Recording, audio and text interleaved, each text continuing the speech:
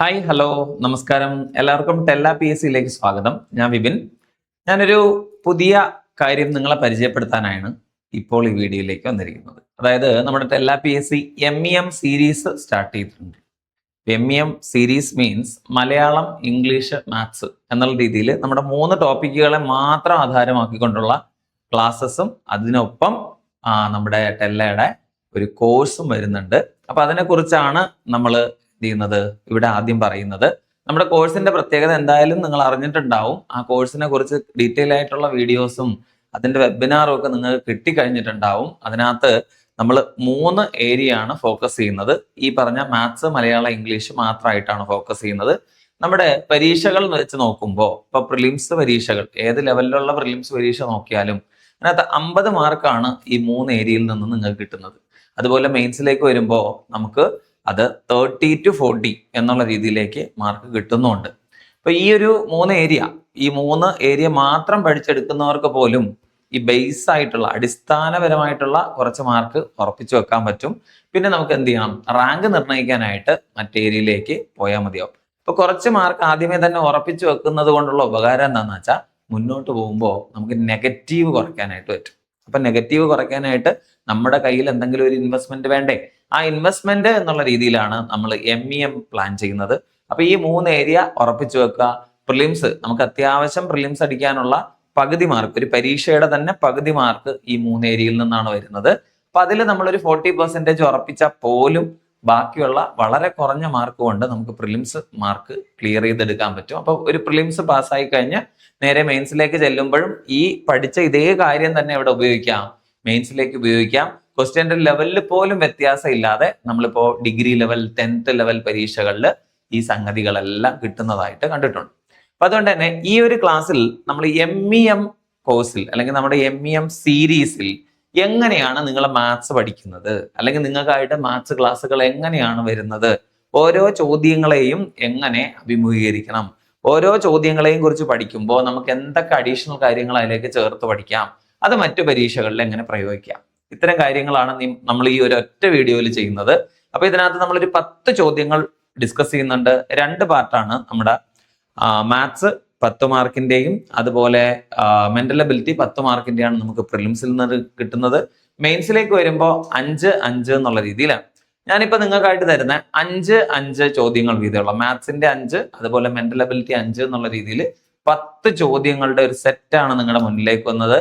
അതിനോടൊപ്പം അതിന്റെ additional facts, ഒരു ചോദ്യവും അതിന്റെ കണക്റ്റഡ് ആയിട്ടുള്ള കാര്യങ്ങൾ കൂടി നമ്മളിവിടെ ഡിസ്കസ് ചെയ്യുന്നുണ്ട്. അപ്പൊ നമുക്ക് നേരെ ക്ലാസ്സിലേക്ക് പോകാം എന്ന് വിചാരിക്കുന്നു. അപ്പൊ നമ്മളിവിടെ ഉപയോഗിക്കുന്നത് PYQ സെറ്റ് തന്നെയാണ്. ഏറ്റവും റീസെന്റ് ആയിട്ട് നടന്ന 2026 ഇപ്പൊ ജനുവരി മാസത്തിൽ നടന്ന പരീക്ഷകളെല്ലാം നിങ്ങൾ കണ്ടിട്ടുണ്ടാവും, അതിന്റെ എക്സ്പ്ലനേഷൻസ് കണ്ടിട്ടുണ്ടാവും. ഫെബ്രുവരി മാസത്തിൽ നടന്ന ഒരു പരീക്ഷയുടെ, ഒരു 12th ലെവൽ പരീക്ഷയുടെ ക്വസ്റ്റ്യൻ പേപ്പർ സെറ്റാണ് നമ്മളിവിടെ വർക്ക്ഔട്ട് ചെയ്യാൻ പോകുന്നത്. അതിനകത്ത് വരുന്ന 10 ചോദ്യങ്ങളെ നമുക്ക് എങ്ങനെ സിമ്പിൾ ആയിട്ട് പരിഹരിക്കാം, അല്ലെ, അതുമായിട്ട് ബന്ധപ്പെട്ട കാര്യങ്ങൾ എന്തൊക്കെ നമ്മൾ ഓർത്തിരിക്കണം, അതൊക്കെയാണ് നമ്മൾ പറയുന്നത് കേട്ടോ. ഒരു ചോദ്യം ഇങ്ങനെയാണേ: ഒരാൾ തന്റെ സമ്പാദ്യത്തിന്റെ 50% മകനും 32% മകൾക്കും നൽകി അദ്ദേഹത്തിന്റെ കയ്യിൽ 54,000 രൂപ ബാക്കിയുണ്ടെങ്കിൽ മകന് കൊടുത്ത സംഖ്യ ഏത്? ഭയങ്കര ഇമ്പോർട്ടന്റ് ആയിട്ടുള്ള ഒരു ചോദ്യമാണേ. അതായത് നമ്മുടെ ടെക്സ്റ്റ് ബുക്കിനെ ആധാരമാക്കിക്കൊണ്ട്, SCERT ടെക്സ്റ്റ് ബുക്കിനെ ആധാരമാക്കിക്കൊണ്ട് നമുക്ക് ഈ പെർസെൻറ്റേജിനെ കണക്ട് ചെയ്തിട്ടുള്ള ചോദ്യങ്ങൾ എപ്പോഴും വരാറുണ്ട്. നമ്മുടെ UP ക്ലാസ്സുകളിൽ തന്നെ പെർസെൻറ്റേജിനെ കുറിച്ച് പഠിക്കുന്നുണ്ട്. അപ്പൊ അതുകൊണ്ട് തന്നെ പെർസെൻറ്റേജിനെ കണക്ട് ചെയ്തുകൊണ്ടുള്ള ചോദ്യങ്ങൾ SCERT കൃത്യമായി പഠിച്ചു വെക്കുക. ഇവിടെ നോക്കൂ, 50% മകന് കൊടുത്തു, അതുപോലെ 32% ആർക്ക് കൊടുത്തു എന്നാണ് പറയുന്നത്? മകൾക്ക് കൊടുത്തു എന്നാണ് പറയുന്നത്. എന്നിട്ട് ബാക്കി എത്ര വരുന്നുണ്ട്? ഒരു 54,000 രൂപ വരുന്നുണ്ട്. അപ്പൊ നമ്മള് ഒരാൾക്ക് കൊടുത്ത 50%വും അടുത്ത ആൾക്ക് കൊടുത്ത 32%, ഇതാണ് നമ്മൾ അവിടെ കൊടുത്തു കഴിഞ്ഞത്. അപ്പൊ അവരെ രണ്ടുപേരെയും നമ്മളൊന്ന് ഒരുമിച്ചെടുക്കുക, 50നെയും 32നെയും ചേർത്തെടുക്കുക. അപ്പൊ മൊത്തത്തിൽ കിട്ടുന്നത് 82% എന്നാണ്. അപ്പൊ മൊത്തം വരുമാനം അല്ലെങ്കിൽ കിട്ടുന്ന എമൗണ്ട് എത്രയാണ്? 100%. ഇതിൽ 82% നമ്മൾ യൂസ് ചെയ്ത് കഴിഞ്ഞു എന്നാണ്. അപ്പൊ ഇത് കഴിഞ്ഞാൽ ബാക്കിയുള്ളത് എത്രയാണെന്ന് നോക്കുക, അത് 18%. ഓക്കെ, അപ്പൊ അത് കൃത്യമായിട്ട് മനസ്സിലാക്കുക. ഒരാൾക്ക് 50% കൊടുത്തു, അടുത്തയാളിന് 32% കൊടുത്തു, ബാക്കി എത്രയുണ്ട് എന്ന് ചോദിച്ചാൽ അത് 18%. അപ്പൊ ഈ 18% എത്ര എന്ന് തന്നിട്ടുണ്ട് മക്കളെ? 54,000 എന്ന് തന്നിട്ടുണ്ട്. ഏത് സാധാരണക്കാരനും മനസ്സിലാവുന്ന രീതിയിലാണ് നമ്മൾ പറയുന്നത്. 50% ഒരാളെടുത്തു, അടുത്തയാൾ 32% എടുത്തു. മൊത്തം എമൗണ്ട് ശതമാനം എന്ന് പറയുന്ന കൺസെപ്റ്റ് കൃത്യമായിട്ട് മനസ്സിലാക്കുക. ശതം എന്ന് വെച്ചാൽ എന്താണ്? 100. 100ൽ എത്ര എന്നുള്ളതാണ് ഉദ്ദേശിക്കുന്നത്. അപ്പൊ 100ൽ 50 ഒരാൾ എടുത്തു, 100ൽ 32 വേറൊരാൾ എടുത്തു. അപ്പൊ ഇവർ രണ്ടുപേരും കൂടെ എത്ര എടുത്തു? 82 എടുത്തു, അല്ലെ? അപ്പൊ ഈ 50%ത്തെയും ഈ 32%ത്തെയും ചേർത്ത് 82% ആക്കിയിട്ടുണ്ട്. ബാക്കി വരുന്ന 18%. 18% 54,000 ആണ് എങ്കിൽ സംഖ്യ ഏത്, അല്ലെങ്കിൽ ആ മൂല്യം ഏത് എന്നാണ്. ആ മൂല്യം എന്ന് പറയുന്നത് 100% അല്ലേ? അപ്പൊ ഈ 100% കണ്ടെത്തുക എന്നുള്ളതാണ് നമ്മുടെ ടാസ്ക്. ശതമാനം പഠിച്ചിട്ടുള്ള എല്ലാവർക്കും അറിയാം. ശതമാനം ഇതുവരെ കണ്ടിട്ടില്ലാത്തവർ നോക്കിക്കോ. ഇങ്ങനെ ഒരു ചോദ്യം വന്നാൽ, അല്ലെ, ഒരു പ്രത്യേക ശതമാനം നമുക്കറിയാം, നമുക്കത് ഫുൾ ആയിട്ട് കണ്ടുപിടിക്കേണ്ട ഒരു സാഹചര്യം വന്നാൽ നമ്മൾ ജസ്റ്റ് ഇതൊന്ന് ക്രോസ് ചെയ്യുക. ക്രോസ് ചെയ്യുക മീൻസ് ഈ 54,000വും ഈ കാണുന്ന 100ഉം തമ്മിൽ ഗുണിക്കുക. അപ്പൊ എങ്ങനെ എഴുതണം? 54,000 ഇൻറ്റു 100, അല്ലെ, ഡിവൈഡഡ് ബൈ എത്ര കൊടുക്കുക? 18 എന്ന് കൊടുക്കുക. ഇങ്ങനെ ചെയ്യാമല്ലോ. അപ്പൊ ഈ 54നെയും 18നെയും കൂടെ നമുക്ക് ക്യാൻസൽ ചെയ്ത് കളയാം. 54ഉം 18 ക്യാൻസൽ ചെയ്താൽ 54ൽ എത്ര 18 ഉണ്ട് എന്ന് ചോദിച്ചാൽ 3 ഇല്ലേ?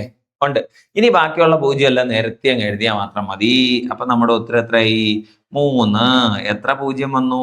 3, 2, 5 0. അതുകൊണ്ട് തന്നെ ഇവിടുത്തെ ആകെ സംഖ്യ എത്രയാണെന്ന് മനസ്സിലായല്ലേ? എത്ര ഉണ്ട്? 3 ലക്ഷം. അപ്പൊ ഒരു എമൗണ്ട് 18% 54,000, അതുപോലെ 100% 3 ലക്ഷം. ഈ 3 ലക്ഷത്തിന്റെ എത്ര ഭാഗമാണ് മകന് കൊടുത്തത്? 50%. അപ്പൊ 50% മകന് കൊടുത്തിട്ടുണ്ടെങ്കിൽ ഈ 3 ലക്ഷത്തിന്റെ പകുതി എടുത്താൽ പോരെ? അപ്പൊ 3 ലക്ഷത്തിന്റെ പകുതി എന്ന് പറയുന്നത് എത്രയാണ്? 1.5 ലക്ഷം. 1.5 lakhs അല്ലെങ്കിൽ 1,50,000. പിടികിട്ടിയോ? ഈ ഒരു ചോദ്യത്തെ നമ്മൾ ഇങ്ങനെയാണ് സമീപിക്കേണ്ടത്. എങ്ങനെയാണ്? സംഖ്യ, ടോട്ടൽ എമൗണ്ട് കണ്ടുപിടിച്ചിട്ട് അതിൽ നിന്ന് മകനിലേക്ക് പോകാം. എന്നാൽ അതിൽ നിന്ന് ഒരു സ്റ്റെപ്പും കൂടെ പുറകിലേക്ക് നമ്മൾ ചിന്തിക്കാൻ പോവാണ്. അതായത് പുള്ളിക്കാരന്റെ കയ്യിലുള്ളത് 18% ആണെന്ന് ചോദ്യത്തിൽ പറഞ്ഞിട്ടുണ്ടല്ലോ. ആണ്. ഈ 18% എന്ന് പറയുന്നത് 54,000 ആണ് എന്നും പറഞ്ഞിട്ടുണ്ടല്ലോ. ആണ്. ഇതിൽ നിന്ന് മകന് കൊടുത്തതാണ് ചോദ്യം. അപ്പൊ മകന് കൊടുത്തത് എത്ര എന്നറിയാൻ 50% എടുത്താ പോരെ? അപ്പൊ ചെയ്യേണ്ട കാര്യത്രേ ഉള്ളൂ. 18നെ 54 ആക്കണം. 18നെ 54 ആക്കാനുള്ള മാർഗം എന്താന്ന് നോക്കാം. 18ന്റെ 3 മടങ്ങാണ്. ശരിയല്ലേ? അങ്ങനെയാണെങ്കിൽ 50ന്റെ എന്തെടുക്കുക? 3 മടങ്ങ് എടുക്കുക. അത്രേ ഉള്ളൂ. 18 54,000 ആണ്. ഇവിടെ നോക്കൂ, 50ന്റെ 3 മടങ്ങ് എടുത്തോ. 50ന്റെ 3 മടങ്ങ് 150 അല്ലേടാ മക്കളെ? അല്ലേ? ഇവിടെ ഒരു 3 0 ഉണ്ടേ. ഈ 3 0 കൂടെ ഇവിടെ കൊടുത്തോ.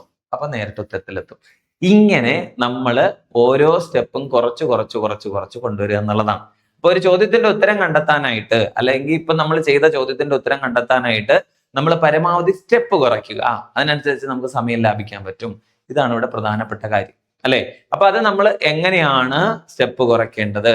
ഓരോ ചോദ്യത്തെയും നമ്മൾ അടുത്തൊരു മോഡൽ വരുമ്പോൾ എങ്ങനെ ഓരോ സ്റ്റെപ്പ് ഒഴിവാക്കി, ഓരോ മിനിറ്റ് ഒഴിവാക്കി, അല്ലെ, ഓരോ സെക്കൻഡ് ഒഴിവാക്കി വളരെ കുറഞ്ഞ സമയം കൊണ്ട് ഉത്തരത്തിലേക്ക് പോകുന്നു എന്നാണ് നമ്മൾ ശരിക്കും ഇവിടെ പഠിക്കുന്നത്. ഓക്കെ. അപ്പൊ ഈ ഒരു ചോദ്യത്തെ നമ്മൾ എങ്ങനെയാണ് ചെയ്യുന്നതെന്ന് വെച്ചാൽ ഇത്രേ ഉള്ളൂ. 50%, ഒരാളുടെ വരുമാനത്തിന്റെ 50%വും 32%വും എന്ത് ചെയ്തിട്ടുണ്ട്?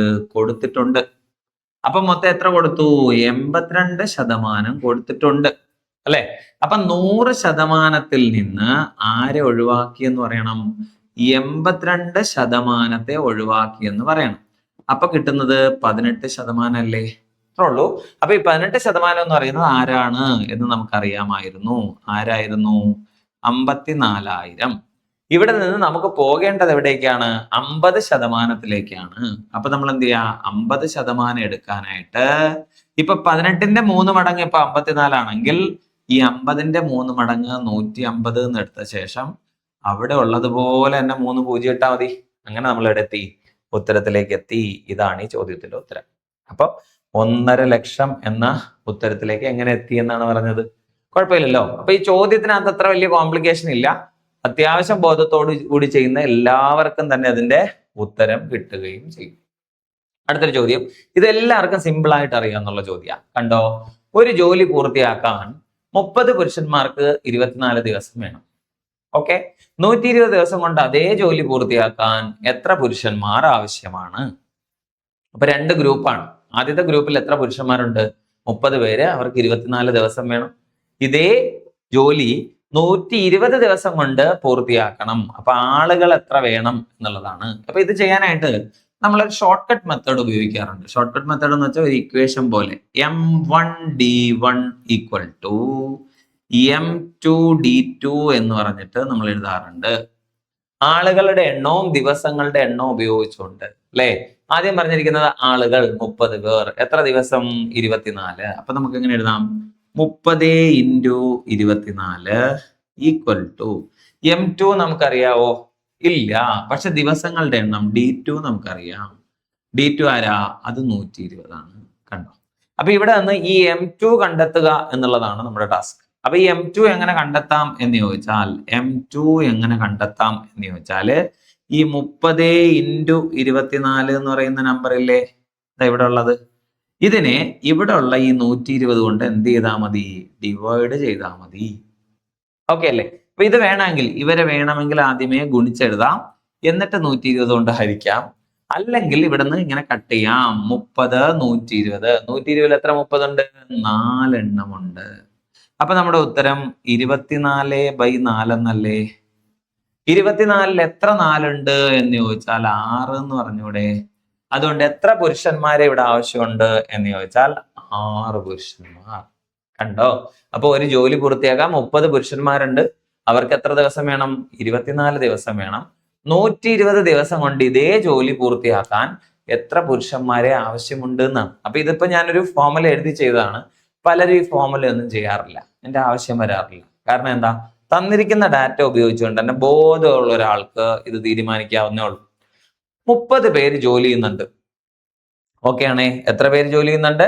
30 പേര് ജോലി ചെയ്യുന്നുണ്ട്. എത്ര ദിവസം കൊണ്ടാണ് അവർ കംപ്ലീറ്റ് ചെയ്തത്? 24 ദിവസം. അപ്പൊ ഒരു ദിവസം 30 പേർ ജോലി ചെയ്യുന്നുണ്ടെങ്കിൽ 24 ദിവസം ആയപ്പോ അവിടെ എത്ര പേരായെന്ന് നോക്ക്. 30 × 24, ഇതെല്ലാവർക്കും അറിയുന്ന കാര്യമല്ലേ? ഈ ജോലി നമുക്ക് എത്ര ദിവസം കൊണ്ട്? 120 ദിവസം കൊണ്ട് പൂർത്തിയാക്കണം. എന്ന് വെച്ചാൽ കാര്യം മനസ്സിലാക്കിക്കോ, ഇവിടെ ദിവസങ്ങൾ 24 ഉണ്ടായിരുന്നുള്ളൂ. എന്നാൽ ഇത് ദിവസങ്ങളുടെ എണ്ണം ഇതിന്റെ എത്ര മടങ്ങായി എന്ന് ആലോചിക്കുക. കണ്ടോ? 5 മടങ്ങായി. മനസ്സിലായോ? അതായത് ആളുകളുടെ എണ്ണം 30, അവര് ജോലി ചെയ്യാൻ എടുത്ത ദിവസം 24. എന്നാൽ നമ്മളിവിടെ അവർക്ക് ചെയ്യാനായിട്ട് 120 ദിവസം കൊടുക്കുന്നു. ശരിയല്ലേ? എന്നുവെച്ചാൽ ദിവസങ്ങളുടെ എണ്ണം എത്ര മടങ്ങായി വർദ്ധിച്ചു? 5 മടങ്ങായി വർദ്ധിച്ചു. അപ്പൊ സ്വാഭാവികമായിട്ട് നമ്മൾ എന്ത് ചെയ്യും? ദിവസങ്ങളുടെ എണ്ണം കൂടുമ്പം ആള് കുറച്ച് മതിയല്ലോ, അല്ലെ? അപ്പൊ ഇത് 24 × 5 വരുന്നുണ്ടെങ്കിൽ ഇവിടെ വരുമ്പോ കണ്ടോ, ആളുകളുടെ എണ്ണത്തിലേക്ക് വരുമ്പോ 5 മടങ്ങ് വർദ്ധിക്കലല്ല, കുറയുകയാണ് ചെയ്യുന്നത്. അപ്പൊ ഇവിടെ 5 കൊണ്ട് ഗുണിക്കുകയാണെങ്കിൽ ഇവിടെ എന്ത് ചെയ്യുക? 5 കൊണ്ട് ഹരിക്കുക, അല്ലെ? 30നെ 5 കൊണ്ട് ഹരിച്ചാൽ നമുക്ക് എത്ര കിട്ടും? 6 എന്ന് കിട്ടും. കിട്ടിയ ഇങ്ങനെ ചെയ്താലും മതിയാവും. പിടിയിട്ടോ? ഇങ്ങനെ നമുക്ക് ചിന്തിക്കാൻ പറ്റും. ഒരു ഇക്വേഷനും ഇല്ലാതെ നമുക്ക് ചെയ്യാൻ പറ്റും. ഓക്കെ, ഇവിടെ നമ്മൾ നേരത്തെ ചെയ്ത ഓർമ്മയില്ലേ? ഇത് ക്യാൻസൽ ചെയ്തു. 4, 24നെ 4 കൊണ്ട് ഡിവൈഡ് ചെയ്തു. അപ്പൊ നമ്മുടെ ഉത്തരം 6. സിമ്പിൾ അല്ലേ? ഇത്രേ ഉള്ളൂ. ഇങ്ങനെ ചെയ്താലും. എന്നാൽ ഇത്തരം ചോദ്യങ്ങളുടെ ഒരു ചെറിയ അപകടം പതിയിരിക്കുന്നത് എന്താന്ന് വെച്ചാൽ, നമ്മൾ ഇതുപോലെ വളരെ സിമ്പിൾ ആയിട്ട് ഈ 6 എന്നെല്ലാം ഉത്തരം എഴുതും. എന്നാൽ ആ ചോദ്യങ്ങളിൽ പലപ്പോഴും വരുന്ന ഒരു അഡീഷണൽ കാര്യമാണ്, ശ്രദ്ധിക്കുക. ഇപ്പൊ നമ്മളോട് ചോദിച്ചിരിക്കുന്ന ചോദ്യം അനുസരിച്ചാണെങ്കിൽ എന്താ പറഞ്ഞിരിക്കുന്നത്? എത്ര പുരുഷന്മാരെ ആവശ്യമാണ് എന്നല്ലേ? എന്നാൽ ഇതേ ചോദ്യം നമ്മളോട് ചോദിക്കാം, എത്ര പുരുഷന്മാരെ ഒഴിവാക്കാം? മനസ്സിലായോ? അതായത് 120 ദിവസം കൊണ്ട് ജോലി പൂർത്തിയാക്കണമെങ്കിൽ അതിൽ നിന്ന് എത്ര പുരുഷന്മാരെ ഒഴിവാക്കാം അങ്ങനെ ചോദിക്കുക. അതായത് നിലവിൽ എത്ര പുരുഷന്മാരുണ്ട് അവിടെ ജോലി ചെയ്യാൻ? 30 പുരുഷന്മാരുണ്ട്, അല്ലേ? ആണ്. ഇതിൽ നമുക്കിനി എത്ര പുരുഷന്മാരെ ആവശ്യമുള്ളൂ? 6 പുരുഷന്മാരെ ആവശ്യമുള്ളൂ. മനസ്സിലായോ? എത്ര ജീവനക്കാരുണ്ട്? 30 ജീവനക്കാരുണ്ട്. അവർ 24 ദിവസം കൊണ്ട് ചെയ്യുന്ന ജോലി നമ്മൾ എന്ത് ചെയ്തിട്ടുണ്ട്? ദിവസങ്ങളുടെ എണ്ണം കൂട്ടിയിട്ടുണ്ട്. അപ്പൊ എത്ര ജീവനക്കാരെ ഇതിൽ നിന്ന് ഒഴിവാക്കാം എന്നാണ്. ഇപ്പൊ 30 പേരുണ്ട്, നമുക്ക് 6 പേരെ ആവശ്യമുള്ളൂ. അപ്പൊ എത്ര പേരെ ഒഴിവാക്കാം എന്ന തരത്തിൽ ചോദ്യങ്ങൾ വരാം. അതുപോലെ എത്ര ജീവനക്കാരെ കൂടുതലായി വയ്ക്കാം? അത്തരത്തിലുള്ള ചോദ്യങ്ങൾ കൂടി ഈ ഭാഗത്തുനിന്ന് വരുന്നുണ്ട്. അതും കൂടെ നമ്മളൊന്ന് ശ്രദ്ധിച്ചു ചെയ്യേണ്ടി വരും. അപ്പൊ ഈ ഒരു ചോദ്യം കണ്ടോ, 30 പുരുഷന്മാർക്ക് 24 ദിവസം കൊണ്ട് ചെയ്യാവുന്ന ജോലി 120 ദിവസം കൊണ്ട് എത്ര ആളുകൾ ചെയ്യും എന്ന് ചോദിച്ചാൽ ഇത്രേ ഉള്ളൂ. 24 എന്ന് പറയുന്നത് 120ലേക്ക് വന്നപ്പോ 5 മടങ്ങായി. അങ്ങനെയാണെങ്കിൽ 30ന്റെ എന്തെടുത്താ മതി, 5-1 എടുത്താ മതി. 30/5. 30/5 എന്ന് വെച്ചാൽ ആരാണ്, 6ആണ്. ഇത്രയേ ഉള്ളു കാര്യം. ഓക്കെ, അടുത്തൊരു ചോദ്യം. ഒരു വ്യക്തി 15 മണിക്കൂർ സഞ്ചരിക്കുന്നു. ആദ്യ മണിക്കൂറിൽ 21 കിലോമീറ്ററിലും ആദ്യ പകുതി മണിക്കൂറിൽ 21 കിലോമീറ്ററിലും മറ്റേ പകുതി മണിക്കൂറിൽ 24 കിലോമീറ്ററിലും സഞ്ചരിച്ചു. ദൂരം കണ്ടെത്തുക. ഒരാള് 2 യാത്ര നടക്കുന്നു. എത്ര സമയം കൊണ്ട്? 15 മണിക്കൂർ കൊണ്ട്. അതായത് ഒരു ഡിസ്റ്റൻസ് ആദ്യം സഞ്ചരിച്ചു അല്ലെ. ഒരു 100 കിലോമീറ്റർ ഒരാൾ സഞ്ചരിക്കുകയാണെന്ന് വെച്ചോ. പുള്ളിക്കാരൻ ആദ്യത്തെ ദൂരം, അതായത് ഒരു നിശ്ചിത ദൂരം സഞ്ചരിച്ചത് എത്ര വേഗതയിലാ? പകുതി ദൂരം 21 കിലോമീറ്റർ പെർ അവർ വേഗതയിൽ. രണ്ടാമത്തേതിലാണെങ്കിൽ 24 കിലോമീറ്റർ പെർ അവർ വേഗതയിൽ സഞ്ചരിച്ചു. ഈ 2 വേഗതകളും അല്ലെ നമുക്ക് തന്നിട്ട് നമ്മളോട് എന്ത് ചോദിച്ചിരിക്കുകയാണ്? ഈ പുള്ളിക്കാരൻ സഞ്ചരിച്ച ദൂരം എത്ര എന്ന് ചോദിച്ചിരിക്കുകയാണ്. അപ്പൊ ഈ 2 കാര്യങ്ങൾ ശ്രദ്ധിക്കുക. സഞ്ചരിക്കാനെടുത്ത ആകെ സമയം, ആദ്യത്തെ വേഗത, രണ്ടാമത്തെ വേഗത. ഈ 2 കാര്യങ്ങൾ അറിയാമെങ്കിൽ ഇവിടെ എന്തൊക്കെ ഉപയോഗിക്കാം, അല്ലെങ്കിൽ എന്തൊക്കെ ചെയ്യാൻ പറ്റും? നമ്മൾ വേഗതയും സമയവും എന്ന് പറയുന്ന ഒരു ടോപ്പിക്കിനകത്ത് ശരാശരി വേഗത എന്ന് പറഞ്ഞൊരു സംഗതി പഠിക്കാറുണ്ട്.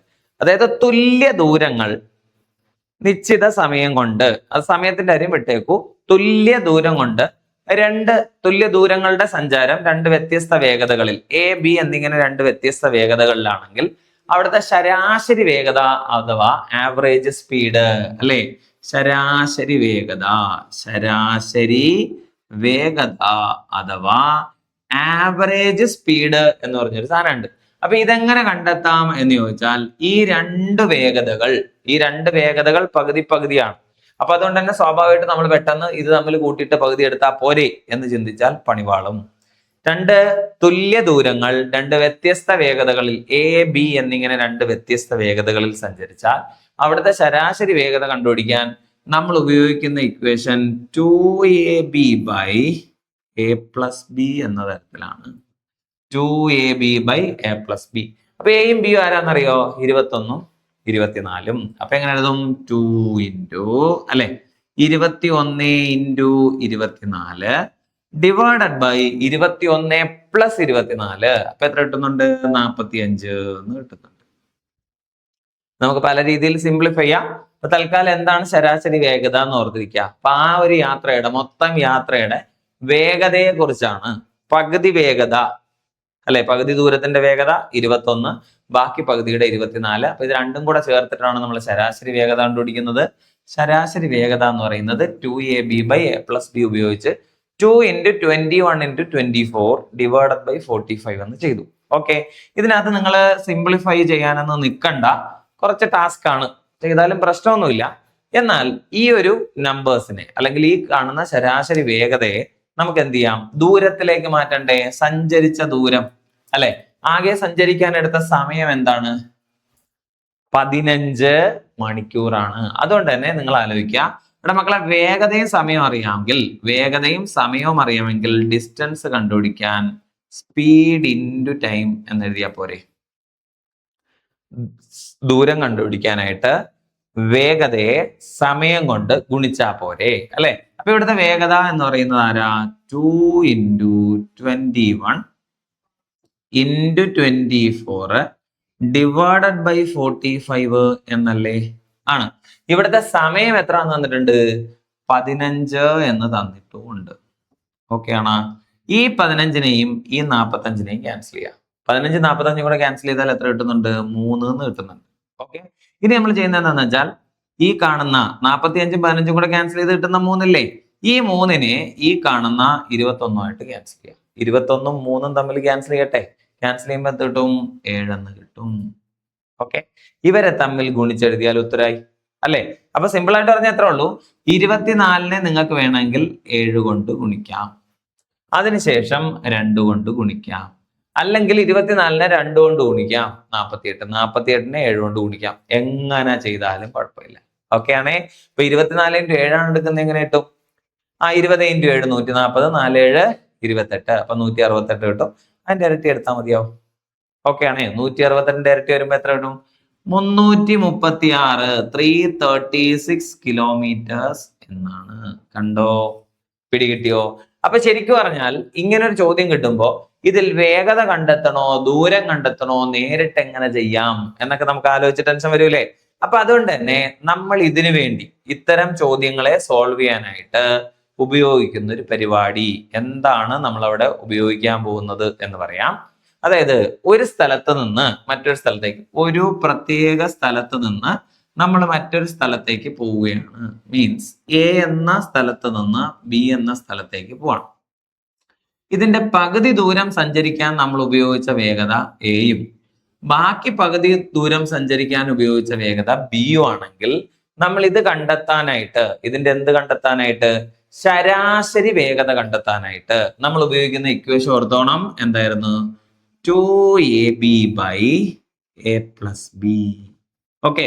ഈ യാത്രയ്ക്ക് എടുത്ത സമയം നമുക്ക് തന്നിട്ടുണ്ട്. അങ്ങനെയാണെങ്കിൽ ഇത് ശരാശരി വേഗതയാണെങ്കിൽ ഇവിടുത്തെ ഡിസ്റ്റൻസ് കണക്കാക്കാൻ ഈ ശരാശരി വേഗതയോടൊപ്പം ടൈമും കൂടെ അങ്ങോട്ട് കൊടുത്താൽ മതി. ഇത് ഡയറക്റ്റ് ആയിട്ട് പഠിച്ചു വെക്കാം. ഡിസ്റ്റൻസ് കാണാൻ ഇവിടുത്തെ രണ്ട് വേഗതകളും, അല്ലെ, ഇവിടുത്തെ ഡിസ്റ്റൻസ് കാണാൻ പറഞ്ഞാൽ വേഗതകളുടെ ശരാശരി എടുത്ത ശേഷം സമയം കൊണ്ട് ഗുണിച്ചാൽ മതി. അപ്പൊ വേഗതകൾ നമുക്കിപ്പോ അറിയാലോ. ആരൊക്കെയാ? 2 × 21 അല്ലെ 24 ഡിവൈഡഡ് ബൈ 21 + 24 45 അല്ലെ ഇൻറ്റു സമയം എത്രയാ? 15. ഈ 15ഉം 45ഉം കൂടെ 3 കിട്ടൂലേ? കിട്ടും. നമുക്ക് വേണമെങ്കിൽ ഈ 3ഉം ഈ 24ഉം കൂടെ ക്യാൻസൽ ചെയ്തൂടെ? 8 കിട്ടൂലേ? അപ്പൊ 21 × 8 ചെയ്യാം. അപ്പൊ എത്ര കിട്ടി? 168. അതിന്റെ ഇരട്ടി എടുക്ക. അപ്പൊ എത്ര കിട്ടി? 336, 336 കിലോമീറ്റേഴ്സ്. സിമ്പിൾ അല്ലേ? ഇങ്ങനെ നമുക്ക് പഠിച്ചു വെക്കാം. ഇക്വേഷൻ പഠിച്ചു വെച്ചാൽ അത് കുറച്ചുകൂടെ സമാധാനമായിട്ട് കൂളായിട്ട് നമുക്ക് ചെയ്യാൻ പറ്റുന്ന തരത്തിലുള്ളതാണ്. ശ്രദ്ധിച്ചോ? ഓക്കെ ആണോ? ഇനി നമുക്ക് മെന്റൽ എബിലിറ്റി പാർട്ടിൽ നിന്ന് ചില ചോദ്യങ്ങൾ നോക്കാം കേട്ടാ. മെന്റൽ എബിലിറ്റി പാർട്ടിൽ നിന്ന് ഒരു ചോദ്യം ഇങ്ങനെയാണ്: ഇന്ന് തിങ്കളാഴ്ച 61 ദിവസത്തിന് ശേഷം ഏത് ദിവസമായിരിക്കും? മെന്റൽ എബിലിറ്റി പാർട്ടിൽ കലണ്ടർ എന്ന് പറയുന്ന ടോപ്പിക് നിങ്ങൾ കണ്ടിട്ടുണ്ടായിരിക്കും അല്ലെ? ഇവിടെ മക്കളെ, കലണ്ടർ എന്ന് പറയുന്ന ടോപ്പിക്ക് ഒരുപാട് പേർക്ക് ടെൻഷനാ. എന്ന് വെച്ചാൽ എന്താണ് സംഭവം, ഇതിൽ എന്താണ് ചെയ്യേണ്ടതെന്ന് വലിയ ധാരണയില്ല. കൂട്ടണോ കുറയ്ക്കണോ, എങ്ങനെ പോകും, അത്തരം കാര്യങ്ങൾ. കലണ്ടർ ഒന്നുമില്ല. അത്യാവശ്യം 7 കൊണ്ട് ഹരിക്കാനും 4 കൊണ്ട് ഹരിക്കാനും അറിയുന്ന ഏതൊരാൾക്കും സിമ്പിൾ ആയിട്ട് എന്ത് ചെയ്യാൻ പറ്റും? കലണ്ടറിലെ ചോദ്യങ്ങൾ ചെയ്യാൻ പറ്റും. അത് അത്ര വലിയ സംഭവമൊന്നുമല്ല. അതിലൊരു ഏറ്റവും സിമ്പിൾ ആയിട്ടുള്ള ഒരു ചോദ്യമാണ്. ഇത്ര ആലോചിക്കുക: ഇന്ന് തിങ്കളാഴ്ച 61 ദിവസത്തിന് ശേഷം ഏത് ദിവസമായിരിക്കും വരുന്നത് എന്ന്. അപ്പൊ ഇത് കാണുമ്പോൾ തന്നെ നമുക്കൊരു ആശങ്ക അല്ലെ? കലണ്ടറിനെ പറ്റി ധാരണയില്ലാത്ത ഒരാൾ ആലോചിക്കും 61 ദിവസങ്ങൾക്ക് ശേഷം എന്ന് പറയുമ്പോൾ നമ്മൾ മുഴുവൻ എഴുതി കൂട്ടണ്ടേ? ഒരാവശ്യമില്ല. കാരണം നമുക്ക് ആകപ്പാടെ 7 ദിവസങ്ങളേ ഉള്ളൂ. ഈ 7 ദിവസങ്ങൾ കഴിയുമ്പോൾ വീണ്ടും അടുത്ത 7 ദിവസങ്ങൾ വരും. ഈ ദിവസങ്ങളും സെയിം ആണ്. അതിന് വേറെ 7 ദിവസങ്ങളല്ലല്ലോ. അപ്പൊ ഈ ദിവസങ്ങൾ ഇങ്ങനെ റിപ്പീറ്റ് ചെയ്തുകൊണ്ടേയിരിക്കും. 7 ദിവസങ്ങൾ 7 ദിവസങ്ങൾ എന്ന തരത്തിലേക്ക് ഇവരിങ്ങനെ റിപ്പീറ്റ് ചെയ്തുകൊണ്ടേയിരിക്കും. ബാക്ക് ടു ബാക്ക് വന്നുകൊണ്ടേയിരിക്കും. അതുകൊണ്ട് തന്നെ 61 ദിവസത്തിന് ശേഷം ഏത് ദിവസമായിരിക്കും എന്നറിയാൻ സിമ്പിൾ ആയിട്ട് നിങ്ങൾ ചെയ്യേണ്ട കാര്യം, ഈ 61 എന്ന് പറയുന്ന, ഇന്ന് തിങ്കൾ എന്ന് പറഞ്ഞിട്ടുണ്ടല്ലോ, അപ്പൊ ഈ തിങ്കളിനോട് എന്ത് ചെയ്യണമെന്ന് നമുക്കറിയാം. 61 കൂട്ടണം കേട്ടോ. 61 ദിവസത്തിന് ശേഷം എന്ന് പറയുമ്പോ 61 കൂട്ടണം. അപ്പൊ ഈ 61 കൂട്ടുന്നതിന് പകരം, ഈ 61 ദിവസങ്ങളും കൂട്ടി എഴുതുന്നതിന് പകരം നമ്മൾ ചെയ്യുന്ന പരിപാടി എന്താന്ന് വെച്ചാൽ ഈ 61നെ എന്ത് ചെയ്യുക? ആഴ്ചകളായി തിരിക്കുക. 61 7 കൊണ്ട് ഹരിക്കുക. അപ്പൊ ഈ 61ൽ എത്ര 7 ഉണ്ട്? 8. 7 8 56. ബാക്കി ആരുണ്ട്? അതിനകത്ത് 6 പേരാണുള്ളത് അല്ലെ? 61ൽ എത്ര ആഴ്ചകളുണ്ട്? 8. 7 8 56. ബാക്കി എത്രയുണ്ട്? 6 ദിവസങ്ങളാണുള്ളത് എന്ന് ഞാൻ പറഞ്ഞ നിങ്ങൾ സമ്മതിക്കുവോ? ഇല്ല. ഇതിൽ 6 ദിവസങ്ങളില്ല. ഇതിൽ എത്ര ദിവസമേ ഉള്ളൂ? 5 ദിവസങ്ങളേ ഉള്ളൂ എന്ന് പറഞ്ഞാൽ സമ്മതിക്കുവോ? ഓക്കെ. എത്ര ദിവസമുള്ളടാ? 5 ദിവസം. അപ്പൊ ഈ 5 ദിവസങ്ങളെ കൂട്ടി എഴുതാ. മനസ്സിലായോ? അപ്പൊ നമ്മൾ ചെയ്യേണ്ടത് ഇത്രേ ഉള്ളൂ. തിങ്കൾ അല്ലെ നമ്മുടെ കയ്യിലുള്ളത് തിങ്കളാണ്. തിങ്കളിനോട് 6 കൂട്ടുന്നതിന് പകരം 61 കൂട്ടുന്നതിന് പകരം എന്ത് ചെയ്താൽ മതി? 5 കൂട്ടിയാൽ. അപ്പൊ എങ്ങനെ? ചൊവ്വ, ബുധൻ, വ്യാഴം, വെള്ളി, ശനി. അപ്പൊ ഏത് ദിവസത്തിലേക്കാണ് നമ്മൾ പോകുന്നത്? ശനിയാഴ്ചയിലേക്കാണ് പോകുന്നത്. ഇനി ഒരു കാര്യം കൂടി പറഞ്ഞുതരാം. ഒരാഴ്ചയിൽ 7 ദിവസങ്ങളായതുകൊണ്ട് തന്നെ ഈ 5 ദിവസങ്ങൾ കൂട്ടുന്നതിന് പകരം ഈ 7ൽ നിന്ന് 5 മൈനസ് ചെയ്തിട്ടേ ഒരു 2 എടുത്താലും മതി. എന്നിട്ട് ഈ തിങ്കളാഴ്ചയോട് ഇപ്പൊ നിൽക്കുന്ന നമ്മുടെ തിങ്കളാഴ്ചയോട് എന്ത് കൂട്ടിയാലും മതി? 2 കൂട്ടിയാലും മതിയോ? പോരാ, 5 കൂട്ടി. പക്ഷേ 2 കൂട്ടിയിട്ട് കാര്യമില്ല, 2 കുറയ്ക്കണം. തിങ്കളിൽ നിന്ന് 2 കുറയ്ക്കുക എന്ന് വെച്ചാൽ എങ്ങോട്ടാ പോകുന്നേ? തലേ ദിവസം ഞായർ. ഒന്നും കൂടെ കുറച്ചാൽ എവിടെ കിട്ടും? ശനി. സെറ്റാണേ, കാര്യം മനസ്സിലായേ? അപ്പോ ഇതത്ര വലിയ സംഭവമല്ല. എന്നുവെച്ചാൽ കലണ്ടറിലെ എല്ലാ ചോദ്യങ്ങളും ഇത്രയും സിമ്പിൾ അല്ല. ചില ചോദ്യങ്ങളൊക്കെ കുറച്ചുകൂടെ സമയം എടുക്കും. പക്ഷെ കൺസെപ്റ്റ് ക്ലിയർ ആണെങ്കിൽ നമുക്ക് ഈസി ആയിട്ട് എന്ത് ചെയ്യാൻ പറ്റും? ഉത്തരത്തിലേക്ക് എത്താൻ പറ്റും. എന്നാ ഈ ചോദ്യത്തിനകത്ത് തന്നെ നമ്മളോട് ഇങ്ങനെ ചോദിക്കാം, ഇന്ന് തിങ്കളാഴ്ച. ഇപ്പൊ പറഞ്ഞ പോലെ തന്നെ ഇന്ന് എന്താണ്? തിങ്കളാഴ്ച എന്ന് തന്നിരിക്കുന്നു കേട്ടാ, തിങ്കളാഴ്ച. ഓക്കെ, അപ്പൊ ഈ തിങ്കളാഴ്ച കഴിഞ്ഞിട്ടേ നമ്മളോട് ഇപ്പൊ പറഞ്ഞെന്തായിരുന്നു? 61 ദിവസം എന്ന് പറഞ്ഞു. എന്നാൽ ഇതേ ചോദ്യത്തിനകത്ത് ഇങ്ങനെ പറയാം, ഇന്നേക്ക് 61 ദിവസം ഏത് എന്ന് ചോദിക്കാം. ആ ചോദ്യം വേറെയാണ്. ഇതും ആ ചോദ്യവും തമ്മിൽ ഒരു ബന്ധമില്ല എന്ന് മനസ്സിലാക്കിക്കോ. 61 ദിവസം കഴിയുമ്പോൾ ഏത് എന്ന് ചോദിക്കുന്നതും 61 ദിവസം ഏത് എന്ന് ചോദിക്കുന്നതും രണ്ടാണ്. 61 ദിവസം എന്ന് വെച്ചാല് ഇന്നത്തെ ദിവസം ഒഴിവാക്കിയിട്ട് വേണം എടുക്കാൻ. അങ്ങനെ ചെയ്യുന്ന സമയത്ത് നമ്മൾ എന്ത് ചെയ്യണം? തിങ്കളിനോട് എന്ത് മാത്രം കൂട്ടുക? 61 കൂട്ടണ്ട, 60 മാത്രം കൂട്ടിയാൽ മതി കേട്ടാ. 61 കൂട്ടുന്ന എപ്പോഴാന്ന് വെച്ചാൽ എപ്പോഴാ? 61 ദിവസങ്ങൾ കഴിയുമ്പോഴെന്ന്. എന്നാൽ ഇവിടെ 61 ദിവസം എന്ന് ചോദിച്ചാൽ 61 ദിവസം ഇന്നേക്ക്. അപ്പൊ ഇന്നത്തെ ദിവസം എടുക്കണ്ട, ഇന്ന് കളഞ്ഞ ബാക്കി 60. അപ്പൊ 60 ദിവസം മാത്രം കൂട്ടിയാൽ മതി. അപ്പൊ നമ്മൾ ചെയ്യേണ്ട കാര്യം ഇത്രേ ഉള്ളൂ. 60നെ എന്ത് ചെയ്യാ? ഡിവൈഡ് ചെയ്യാ 7 കൊണ്ട്. 7 8 56. കണ്ടോ? ബാക്കി എത്ര വന്നു? 4. ശരിയല്ലേ? അപ്പൊ ഈ തിങ്കളിനോട് എന്ത് ചെയ്താൽ മതി? 4 കൂട്ടിയാൽ മതി. അപ്പൊ എങ്ങനെ എഴുതും? ചൊവ്വ, ബുധൻ, വ്യാഴം, വെള്ളി. മനസ്സിലായി? ഈ 2 ചോദ്യങ്ങൾ തമ്മിലുള്ള വ്യത്യാസം ഒന്ന് പറഞ്ഞു തരാൻ വേണ്ടി മാത്രം എടുത്തു എന്നേ ഉള്ളൂ.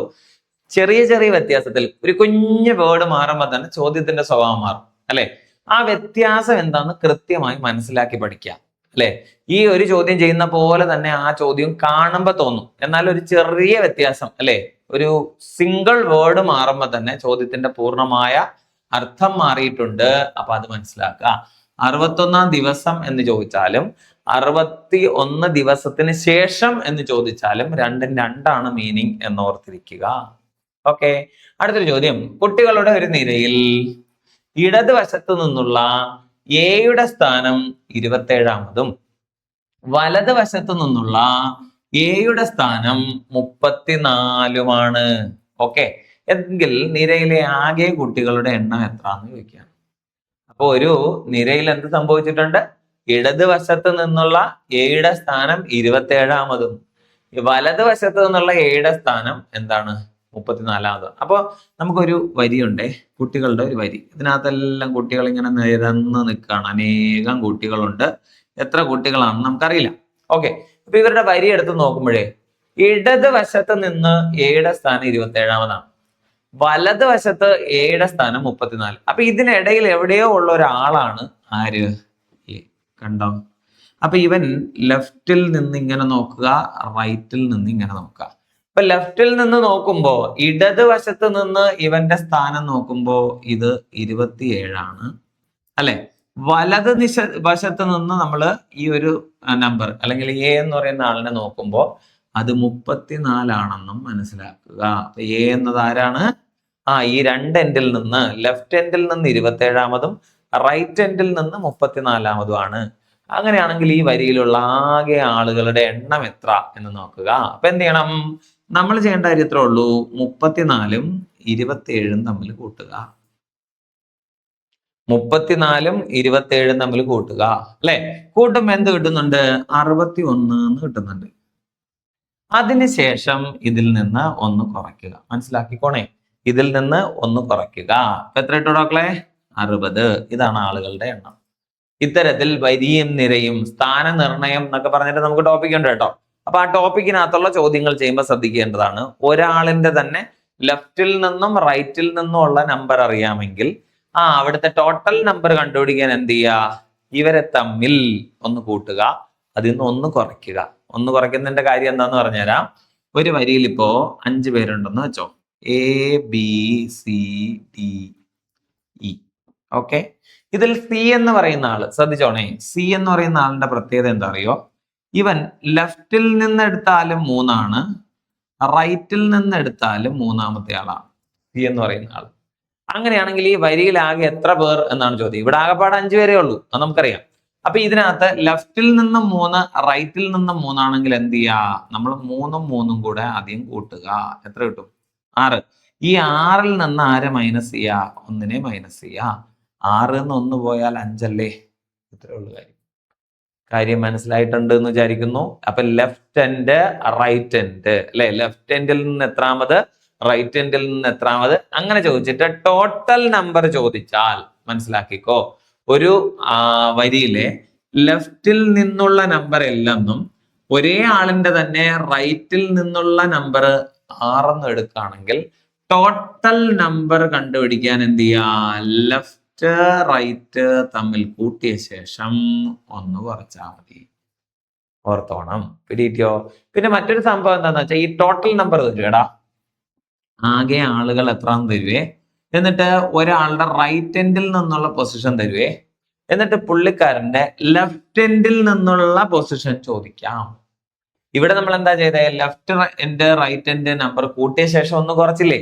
എന്നാൽ ടോട്ടൽ നമ്പറും റൈറ്റ് എൻഡിലെ നമ്പർ തന്നിട്ട് ലെഫ്റ്റ് എൻഡിലെ ചോദിച്ചാൽ നമ്മൾ എന്ത് ചെയ്യണം മക്കളെ? പറഞ്ഞോ, ദാ ഈ കാണുന്ന ടോട്ടലിൽ നിന്ന് തന്നിരിക്കുന്ന റൈറ്റ് എൻഡിലെ നമ്പർ കുറയ്ക്കുക. ഓക്കെ, ഇത് കുറച്ച ശേഷം ഇതിലേക്ക് 1 കൂട്ടിയെഴുതുക. പിടിയിട്ടോ? അതുപോലെ തന്നെ ഈ ടോട്ടൽ നമ്പറും ലെഫ്റ്റ് എൻഡിലെ നമ്പറും തരുന്നു, എന്നിട്ട് നമ്മളോട് റൈറ്റ് എൻഡിൽ നിന്നുള്ള നമ്പർ എത്ര എന്ന് ചോദിക്കുകയാണെന്ന് വെച്ചോ. അങ്ങനെയാണെങ്കിൽ എന്ത് ചെയ്യണം? ഈ ടോട്ടലിൽ നിന്ന് ലെഫ്റ്റ് എൻഡിലെ നമ്പർ കുറയ്ക്കുക, എന്നിട്ട് 1 കൂട്ടുക.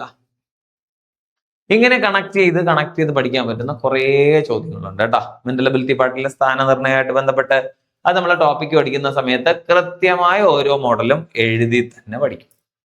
ഓക്കെ, അടുത്ത ചോദ്യത്തിലേക്ക് നമ്മൾ പോവാണ്. 5:30 ഒരു ക്ലോക്കിന്റെ മിനിറ്റ് സൂചിയും മണിക്കൂർ സൂചിയും തമ്മിലുള്ള കോൺ എന്താണ്? അല്ലെ, സമയം 5:30. ക്ലോക്കിന്റെ മിനിറ്റ് സൂചിയും മണിക്കൂർ സൂചിയും തമ്മിലുള്ള കോണളവ്. ഇതുപോലെ ഒരു സമയം തന്നിട്ട് മിനിറ്റ് അതുപോലെ മണിക്കൂർ സൂചികളുടെ കോണളവ് കണ്ടുപിടിക്കാൻ പറഞ്ഞാൽ അത് കണ്ടെത്താനായിട്ട് നമുക്ക് ഇക്വേഷൻ ഉണ്ട്. ഇക്വേഷൻ ഇങ്ങനെയാണ്: 30h -11/2 m. ഇവിടെ 2 വരയും കൂടെ ഇട്ടോണം. എന്താന്ന് വെച്ചാൽ ഈ കിട്ടുന്ന റിസൾട്ട് ചിലപ്പോൾ നെഗറ്റീവ് വരാം. നെഗറ്റീവ് ആണെങ്കിൽ അതിനെ പോസിറ്റീവായിട്ട് എഴുതുക, പോസിറ്റീവ് ആണെങ്കിൽ അതിനെയും പിന്നെയും എന്ത് ചെയ്യുക? പോസിറ്റീവായിട്ട് തന്നെ എഴുതുക. അപ്പൊ ഇവിടുത്തെ എച്ചും എം എന്താണെന്ന് നോക്കാം. 30 ഇവിടുത്തെ മണിക്കൂർ 5 ആണ് അല്ലെ. 11/2 ഇവിടുത്തെ മിനിറ്റ് മിനിറ്റ് 30 ആണ്. ഓക്കെ ആണോ? പിടികിട്ടി? ഈ 30നെയും ഈ 2നെയും കൂടെ ക്യാൻസൽ ചെയ്താൽ നമുക്ക് 15 കിട്ടുമല്ലോ. കിട്ടും. ഓക്കെ ആണേ. അപ്പൊ 30 × 5 ആരാണ്? 150 ആണ് അല്ലെ. പിന്നെന്താണ്? 11 × 15 ആരാ? 165 ആണ്. ശ്രദ്ധിച്ചോണേ. അപ്പൊ നമ്മൾ 30h -11/2 m എഴുതിയപ്പോ 30 × 5 -11/2 × 30 എന്നാണ്. അപ്പൊ 30 × 5 150 കിട്ടി അല്ലെ. 11 × 15 ആരാ? 165. ഇവരെ കുറച്ചപ്പോ നമുക്ക് -15 എന്ന് കിട്ടിയില്ലേ? ഇതാണ് ഇവിടുത്തെ ട്വിസ്റ്റ്. അപ്പൊ നമ്മൾ എന്ത് ചെയ്യാ? ഇവിടുത്തെ മോഡുലസ് എടുക്കാൻ മറക്കരുത്. ഞാൻ നേരത്തെ പറഞ്ഞത് ഇതാണ്. ഇവിടെ നെഗറ്റീവ് വരാം, പക്ഷെ നമ്മുടെ ആൻസറിൽ ഒരിക്കലും നെഗറ്റീവ് വരാൻ പാടില്ല. ഇതിന് നമ്മൾ പോസിറ്റീവ് ആയിട്ട് തന്നെ എടുക്കുക. ഇതാരാ? 15 എന്നാണ്. 15 ഡിഗ്രി. ഇതേ ചോദ്യം തന്നെ ഈ പറഞ്ഞ 5:30 എന്ന് പറയുന്ന സമയത്തിന്റെ കോണളവ് കണ്ടുപിടിക്കാൻ നമ്മളോട് പറഞ്ഞാൽ ഇതിന് നമ്മൾ മറ്റൊരു രീതി ചെയ്യും കേട്ടോടാ. ഈ ഇക്വേഷൻ ഒന്നും ഇല്ലാതെ ചെയ്യാനുള്ള ഒരു മെത്തേഡ് പറഞ്ഞുതരാമേ. ഇത് മണിക്കൂറാണ്, ഇത് മിനിറ്റ് ആണ്, ആണല്ലോ. നമ്മൾ ക്ലോക്കിലേക്ക് നോക്കുമ്പോഴേ 5 മണിയെ സൂചിപ്പിക്കാൻ നമ്മൾ ഉപയോഗിക്കുന്ന നമ്പർ ഏതാ? ക്ലോക്കിൽ 5 മണിയെ സൂചിപ്പിക്കുന്ന നമ്പർ 5 അല്ലേ? ആണ്. 30 മിനിറ്റിനെ സൂചിപ്പിക്കാൻ ഏത് നമ്പറാ ഉപയോഗിക്കുക? 6. മനസ്സിലായോ? മണിക്കൂർ 5, മിനിറ്റ് 30, അപ്പൊ 6ഉം 5ഉം വന്നിട്ടുണ്ട്. അപ്പൊ 6ന്റെയും 5ന്റെയും ഡിഫറൻസ് എടുക്കാം. 6ന്റെ 5ന്റെ ഡിഫറൻസ് 1 ആണ്. ഓക്കെ ആണേ. അപ്പൊ ഈ രണ്ട് നമ്പേഴ്സിന്റെ ഡിഫറൻസ് എടുത്തെഴുതുക. ശേഷം നമ്മൾ എന്ത് ചെയ്യണം എന്നറിയോ? ഇതിനെ ഒരു 30 കൊണ്ട് ഗുണിക്കുക. 30 കൊണ്ട് ഗുണിക്കാനുള്ള കാരണം എന്താ അറിയോ? ഒരു ക്ലോക്കിന്റെ മൊത്തം കോണളവ് എന്ന് പറയുന്നത് 180 ആണോ? അല്ല, ഒരു ക്ലോക്ക് എന്ന് പറയുന്നത് 180ന്റെ 2 പീസാണ്. അറിയാലോ, നമുക്കറിയാം ഒരു പൊട്രാക്ടറിൽ മൊത്തം 180 ഡിഗ്രി അല്ലേ നമ്മൾ കോണളക്കുന്ന. ഈ പൊട്രാക്ടർ 2 എണ്ണം ചേർത്ത് വെച്ചാൽ എന്താ? ഒരു ഫുൾ വൃത്തം കിട്ടും. അതുപോലെയാണ് നമ്മുടെ ക്ലോക്ക് ഒരു ഫുൾ വൃത്താണ്. അതുകൊണ്ട് തന്നെ ഇതിന്റെ ടോട്ടൽ കോണളവ് എന്ന് പറയുന്നത് എത്രയാണ്? 360 ഡിഗ്രിയാണ്. ഈ 360 ഡിഗ്രിയെ നമ്മൾ മൊത്തം എത്ര പീസായി മുറിച്ചിട്ടുണ്ട്? 12 പീസായി മുറിച്ചിട്ടുണ്ട്. അതുകൊണ്ട് തന്നെ ഓരോന്നും 30 ഡിഗ്രി എന്ന രീതിയിലല്ലേടാ മക്കളെ വരുന്ന ആണ്. അപ്പൊ ആ 30 ഡിഗ്രി നമുക്ക് ഇവിടെ ഉപയോഗിക്കാം. ആ 30 ആണ് എഴുതിയിരിക്കുന്നത്. അപ്പൊ ഒന്നിനോട്, ഇവിടുത്തെ ഡിഫറൻസ് ആയ ഒന്നിനോട് ഈ 30 ഡിഗ്രി ഗുണിച്ചാൽ നമുക്ക് കിട്ടുന്നത് 30 എന്ന് തന്നെ അല്ലേ? ആണ്. ഇനി നമ്മൾ ചെയ്യേണ്ടത് എന്താ അറിയോ? ഇവിടെ തന്നിരിക്കുന്ന മിനിറ്റ് ഇല്ലേ, ഇവിടുത്തെ മിനിറ്റ് എന്താണ് എന്ന് നോക്കുക. ഇതിന്റെ നേരെ പകുതി എടുക്കുക. അതായത് ഈ തന്നിരിക്കുന്ന 30ന്റെ നേരെ പകുതി അല്ലെ? 30ന്റെ നേരെ പകുതി ആരാ? 15. ആ 15നെ കൊണ്ടുവന്നിട്ട് ഇതിന്റെ താഴെ എഴുതുക. ആദ്യം നമ്മൾ ഈ രണ്ട് നമ്പറിന്റെ ഡിഫറൻസ് എടുത്തെഴുതി, അതിനെ 30 കൊണ്ട് ഗുണിച്ചെഴുതി. പിന്നെ മിനിറ്റിന്റെ പകുതി എടുത്ത് ഇതിന്റെ താഴെ എഴുതാം. എന്നിട്ട് ഈ 15നെ ഒന്നുകിൽ അവിടെ കൂട്ടുക അല്ലെങ്കിൽ അവിടെ കുറയ്ക്കുക. ഈ 15 ഒന്നുകിൽ കൂട്ടാം അല്ലെങ്കിൽ കുറയ്ക്കാം. ഈ രണ്ട് നമ്പർ കമ്പയർ ചെയ്യുമ്പോൾ ആദ്യത്തെ നമ്പർ വലുതാണെങ്കിൽ ഇവരെ കൂട്ടിയെഴുതുക, ആദ്യത്തെ നമ്പർ ചെറുതാണെങ്കിൽ ഇവരെ കുറച്ചെഴുതുക. അല്ലെ? 30 നിന്ന് ആരെ കുറച്ചെഴുതാം? നമുക്ക് 15നെ കുറച്ചെഴുതാം. അപ്പൊ നമുക്ക് കിട്ടുന്ന ഉത്തരം 15 ഡിഗ്രി. മനസ്സിലായോ?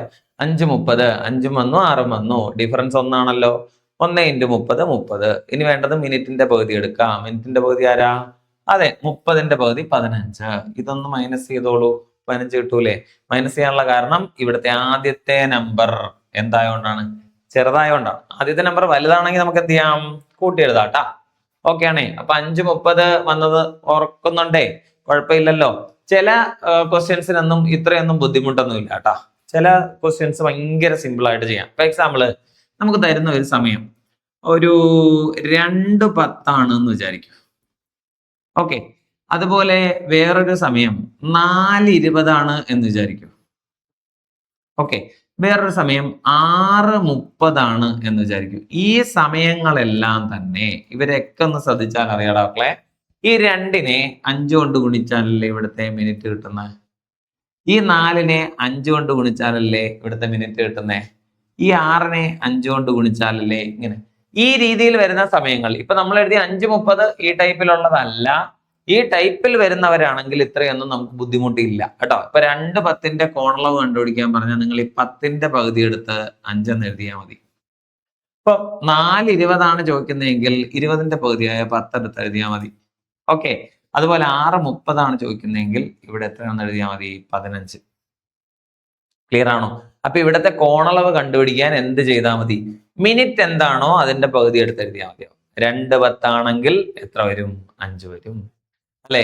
4:20 എന്താണ് പ്രത്യേകത എന്നുണ്ടോ? 2നെ 5 കൊണ്ട് ഗുണിച്ചാൽ 10, 4നെ 5 കൊണ്ട് ഗുണിച്ചാൽ 20, 6നെ 5 കൊണ്ട് ഗുണിച്ചാൽ 30. അപ്പൊ ഇങ്ങനെ വരുന്നു. എന്ത് ചെയ്യുക? മിനിറ്റിന്റെ നേരെ പകുതി എടുത്തെഴുതുക. അങ്ങനെ നമ്മൾ എവിടെ എത്തുന്നു? 5:30ന്റെ കോണളവ് കണ്ടുപിടിച്ചത് ഇത് വെച്ചിട്ടല്ല, ഇത് വേറെയാണ്, ഇതുമായി ഒരു ബന്ധവും ഇല്ല. നമ്മൾ നേരത്തെ പറഞ്ഞ പോലെ ഇക്വേഷൻ ഉപയോഗിക്കുകയോ ഷോർട്ട് കട്ട് ഉപയോഗിക്കുകയോ അങ്ങനെ.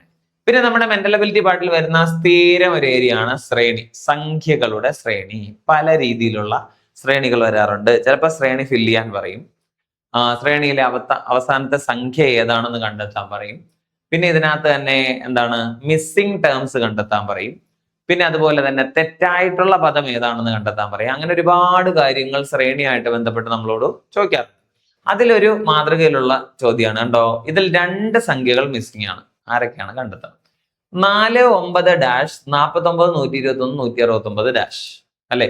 ഈ 2 ഗ്യാപ്പും നമ്മൾ ഫില്ല് ചെയ്ത് കൊടുക്കണം. ഇവിടെ ആരൊക്കെയാണ് വന്നിരിക്കുന്നത്? അപ്പൊ ആദ്യം ഈ ശ്രേണിയിലുള്ള സംഖ്യകൾക്ക് പരസ്പരം ബന്ധം വല്ലതും ഉണ്ടോ, ഇവർക്ക് എന്തെങ്കിലും പൊതുവായ സ്വഭാവം ഉണ്ടോ, ഇവരെ ആദ്യം ഐഡന്റിഫൈ ചെയ്യുക. അപ്പൊ നോക്കുമ്പോൾ ആദ്യത്തേത് 4 പിന്നെ നോക്കുമ്പോൾ 9 പിന്നെ 49 121 169. ഈ പറയുന്ന എല്ലാവരും തന്നെ എന്താണ്? പൂർണ്ണവർഗ സംഖ്യകളല്ലേ. ഇവിടെ നോക്കണം മക്കളെ, 4 എന്ന് പറയുന്ന സംഖ്യ ആദ്യം വന്നു, 2ന്റെ സ്ക്വയർ ആണ്. 9 എന്ന് പറയുന്ന സംഖ്യ അത് 3ന്റെ സ്ക്വയർ ആണ്. തൊട്ടടുത്ത സംഖ്യ നമുക്ക് അറിയില്ല. അടുത്ത 49 വന്നിട്ടുണ്ട് അല്ലേ. 49 എന്ന് വെച്ചാൽ 7ന്റെ സ്ക്വയർ ആണ്. അടുത്തത് 121 11ന്റെ സ്ക്വയർ ആണ്. അടുത്തത് 13ന്റെ സ്ക്വയർ ആണ്. തൊട്ടടുത്തത് ആരാണെന്ന് അറിയില്ല. ഇത് നമ്മൾ ഫില്ല് ചെയ്താൽ പോരെ. അപ്പൊ 2ന്റെ സ്ക്വയർ, 3ന്റെ സ്ക്വയർ, 7ന്റെ സ്ക്വയർ, 11 13 ഇവരെല്ലാം എന്തോ ഒരു പ്രത്യേക ഗ്രൂപ്പിലുള്ള സംഖ്യകളല്ലേ. നമുക്കറിയാം അത് ഏത് ഗ്രൂപ്പാ. അവർ നമ്മൾ അഭാജ്യ സംഖ്യകൾ അഥവാ പ്രൈം നമ്പേഴ്സ് എന്ന് വിളിക്കും, പറയാറില്ലേ. അഭാജ്യ സംഖ്യകൾ അഥവാ പ്രൈം നമ്പേഴ്സ്. ഇപ്പൊ ഇവിടെ നോക്കിയാൽ മതി, അഭാജ്യ സംഖ്യകൾ എഴുതുമ്പോഴേ 2 3 5 7 അല്ലെ, 11 13 17 19 ഇങ്ങനെ പോകുന്ന സംഖ്യകളാണ് അഭാജ്യ സംഖ്യകൾ. അതുകൊണ്ട് തന്നെ ഈ ഗ്രൂപ്പിൽ നോക്കിയാൽ 2ന്റെ സ്ക്വയർ വന്നു, 3ന്റെ സ്ക്വയർ വരുന്നു. അടുത്ത ആര് വരണം? 5ന്റെ സ്ക്വയർ വരണം അല്ലെ. 7ന്റെ സ്ക്വയർ, 11ന്റെ സ്ക്വയർ, 13ന്റെ സ്ക്വയർ. അടുത്ത ആര് വരണം? 17ന്റെ സ്ക്വയർ വരണം. 5ന്റെ സ്ക്വയർ എന്ന് വെച്ചാൽ 25 അല്ലെ. 17ന്റെ സ്ക്വയർ എന്ന് വെച്ചാൽ 289 ആണ്. ഇത് രണ്ടും ഇവിടെ ഉണ്ടോ? ഉണ്ട്. 25ഉം 289 ഇത്രേ ഉള്ളൂ. അപ്പൊ ഇത്തരത്തിലുള്ള ശ്രേണികളെ കൂടി കരുതിയിരിക്കുക. ശ്രേണികളെ കുറിച്ച് പഠിക്കുമ്പോൾ ലോകത്തുള്ള എല്ലാ സംഖ്യകളുടെയും സ്വഭാവം ഒന്നും നിങ്ങൾ കാണാതെ പഠിക്കണ്ട. ചില സംഖ്യകളെ കണക്ട് ചെയ്യാൻ പറ്റുന്ന, ചില തരത്തിൽ റിലേറ്റ് ചെയ്തെടുക്കാൻ പറ്റുന്ന കുറെ അധികം എക്സാമ്പിൾസ് ചെയ്തു നോക്കുക എന്നുള്ളത് മാത്രമേ ഉള്ളൂ.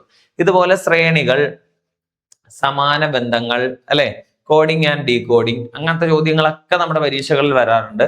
അവിടെയൊക്കെ നമ്മൾ പരമാവധി എത്ര ചോദ്യങ്ങൾ ചെയ്ത് വർക്ക്ഔട്ട് ചെയ്തിട്ടുണ്ട് അല്ലെ, അത് എന്തുമാത്രം നമുക്ക് ചെയ്യാൻ പറ്റുന്നുണ്ട്, അത്തരം കാര്യങ്ങൾ മാത്രമാണ് ശ്രദ്ധിക്കേണ്ടത്. ഓക്കെ. 2ന്റെ സ്ക്വയർ, 3ന്റെ സ്ക്വയർ, അടുത്ത ആരാ? 5ന്റെ സ്ക്വയർ, അപ്പൊ 25. 7ന്റെ സ്ക്വയർ, 11ന്റെ സ്ക്വയർ, 13ന്റെ സ്ക്വയർ. അടുത്ത ആരാ? 17ന്റെ സ്ക്വയർ, 289. ഇതിവിടെ വന്നിട്ടുണ്ടോ? ഇത്രേ ഉള്ളു കാര്യം. ഓക്കെ. അടുത്തൊരു ചോദ്യം, ഈ ശ്രേണിയുടെ അടുത്ത സംഖ്യ ഏത്? നോക്കാം. 1 2 5 16 65. കണ്ടോ, ഇത് നമ്മൾ തൊട്ടു മുമ്പ് പറഞ്ഞ മാതൃകയിലുള്ള ഒരു ശ്രേണിയല്ല.